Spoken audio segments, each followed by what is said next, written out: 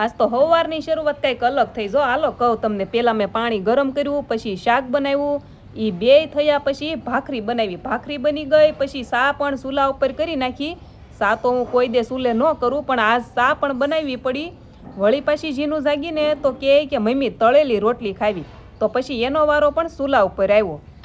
બધું ચૂલા ઉપર બનાવવું પડ્યું. નહીં ગેસ પૂરો નથી થયો, પણ ગેસ લિંક થતો હતો ને તો બહુ વાસ આવતી થી. શરૂ કરું ને તો રાસ કે તું રેવા દે, આમના મરી જાય.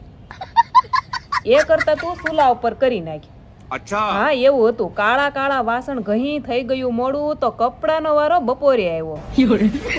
અને આજ તો પાછું સાંજે સેમ પોઝિશન, ચૂલા ઉપર જ બનાવવાનું હતું. કવરો સડાવવાનો વારો પણ સાંજે આવ્યો. પછી હું કાંઈ નહીં, માર્યો તડકો ને કર્યો ભડકો. અને મેં તો કેટલા દિવસથી હારું હારું નહોતું ખાધું, તો રાજ જો લઈ આવ્યા મોતીસૂર. આજ કમેન્ટમાં કહેજો ચૂલા ઉપર ખાવાનું કોણ કોણ બનાવે છે. તો મળીએ નેક્સ્ટ વિડીયોમાં. જય દ્વારકાધીશ. Like share